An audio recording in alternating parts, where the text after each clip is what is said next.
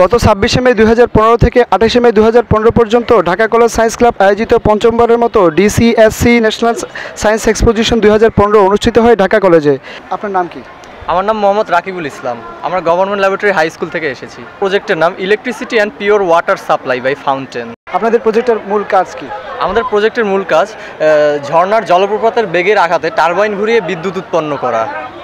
আমরা এখানে যেভাবে প্রণালীতে দেখাচ্ছি সেটা হচ্ছে ঝর্ণার বেগ যখন নামবে তখন টারবাইন ঘুরে ডায়নামোতে বিদ্যুৎ রেডি হবে। এটা ডায়নামো এবং পাওয়ার হাউসে সেই বিদ্যুৎটা জমা হয়ে ন্যাশনাল গ্রিডে যাবে এবং আমাদের পার্শ্ববর্তী যেসব এলাকা আছে পাহাড়ি অঞ্চল যেখানে বিদ্যুৎ যায়নি সেখানে বিদ্যুৎ যাবে। এবং এখানে আমরা দেখতে পাচ্ছি একটি পানির পাইপ। এই পানির পাইপ দিয়ে আমরা ঝর্ণার বিশুদ্ধ পানিকে কালেক্ট করব। যেহেতু ঝর্ণার পানিতে সামান্য পরিমাণে ভাইরাস ব্যাকটেরিয়া থাকে সেহেতু একে প্রাকৃতিক উপায়ে আমরা ফিল্টার করে এই পানিটিকে আমরা পাহাড়ি এলাকায় সাপ্লাই দেব। আপনার নাম কি? নুসরাত জাহান তামান্না। আপনি কোন স্কুল থেকে এসেছেন? নুন স্কুল। আপনাদের প্রজেক্টটা কি? আমাদের প্রজেক্টটা হচ্ছে মাডওয়ার্ড ব্যাটারি আর মাইক্রোবায়াল ফুয়েল সেল। আমরা এখানে দেখাচ্ছি যে অণুজীব দ্বারা কিভাবে আমরা বিদ্যুৎ উৎপন্ন করতে পারি। এক্ষেত্রে আমরা এমন কিছু অণুজীব নিয়েছি যেগুলো হচ্ছে দেহ থেকে ইলেকট্রন ত্যাগ করে, এগুলাকে বলা হয় জিও ব্যাকটেরিয়া। আমরা এই একটা ব্যাটারি তৈরি করব যেটা আমাদের বিদ্যুৎ উৎপন্ন করতে সক্ষম হবে।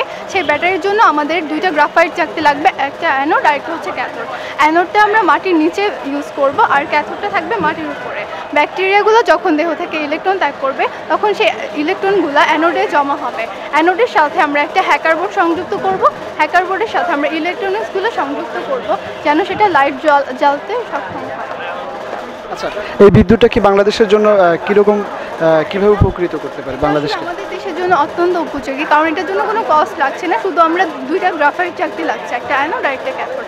3 দিনব্যাপী আয়োজিত এই বিজ্ঞান মেলায় বিভিন্ন বিষয়ে olympiad, quiz, Rubik's cube, wall magazine প্রদর্শন করা হয়। মেলার দ্বিতীয় দিন উদ্বোধন করেন বঙ্গবন্ধু শেখ মুজিবুর রহমান ইউনিভার্সিটির অবসরপ্রাপ্ত vice chancellor doctor Prangopal Dutta.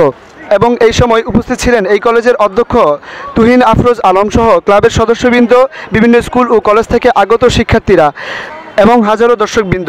আমার নাম শামীম আহমেদ, আমি নরসিংদী থেকে এসেছি। আসলে আমার বিজ্ঞানের প্রতি আলাদা একটা টান আছে। বিজ্ঞান মেলা যেখানেই অনুষ্ঠিত হয় যদি আমি সেটা জানতে পারি, এমনকি আমি যদি সময় ম্যানেজ করতে পারি তাহলে আমি অ্যাটেন্ড করার চেষ্টা করি। আর এই ঢাকার বিজ্ঞান মেলাগুলো আমি আমার একটা ফুফাতো ভাইয়ের দ্বারা জানতে পারি। যেহেতু আমরা মফস্বল শহরে থাকি বা একটু ঢাকার অনেকটাই বাইরে থাকি, ওই হিসাবে আমরা সহজে বিজ্ঞান মেলা সম্পর্কে এতটা অবগত থাকি না। এজন্য আমি তার মাধ্যমে জানতে পারলে যদি সময় ম্যানেজ করতে পারি তাহলে বিজ্ঞান মেলাগুলিতে বিভিন্ন প্রজেক্ট নিয়ে আমার আইডিয়া নিয়ে আসার চেষ্টা করি এবং আমি আমার এই আইডিয়াগুলি প্রেজেন্ট করি। অনেক সময় পুরস্কার পাই আর না পাই সেটা নিয়ে আমার কোনো মাথা ঘামানো নয়, বরঞ্চ আমি প্রত্যেকটা বিজ্ঞান মেলায় অ্যাটেন্ড করে অনেকটা আনন্দিত। তাছাড়া মেলার তৃতীয় দিন উপস্থিত ছিলেন মাননীয় শিক্ষা সচিব মোহাম্মদ নজরুল ইসলাম খান। বিজ্ঞান মেলায় এসে আমার মনে হচ্ছে আমার মাথায় অনেক স্বপ্ন আসছে যে এইসব ক্ষুদে বিজ্ঞানীরা এটা মডেল, এরা এক একজন বড় বড় আবিষ্কারক হবে, ইন্ডাস্ট্রির মালিক হবে, নতুন নতুন জিনিস, নতুন নতুন প্রোডাক্ট তৈরি করবে।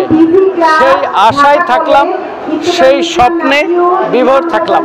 অনুষ্ঠানের শেষের দিনে তিনি বিজয়ীদের মাঝে পুরস্কার বিতরণ করেন। তোমরা কোন ক্যাটাগরিতে পুরস্কার পেয়েছো? আমরা জুনিয়র ক্যাটাগরির মেকানিক্যালে ফার্স্ট প্রাইজ পেয়েছি। পুরস্কার পেয়ে অনুভূতি কীরকম লাগছে? আমাদের পুরস্কার পেয়ে অনুভূতিটা খুবই ভালো। আপনার পুরস্কার পেয়ে কেমন লাগছে? হ্যাঁ, আমাদের ভালো লাগছে, অনেক খুশি। কিন্তু আমরা চাই আমাদের এই প্রজেক্ট যাতে আমাদের বাংলাদেশে ইমপ্লিমেন্ট করা হয়। আমরা মেইনলি এটা আমাদের দেশের জন্য করেছি। এইভাবে বিজ্ঞান মেলা আয়োজনের মাধ্যমে শিক্ষার্থীদের বিজ্ঞান ভাবনা বিকশিত হবে, সেই প্রত্যাশায় আমি শেখ শরফুদ্দিন, চ্যানেল আগামী, ঢাকা কলেজ।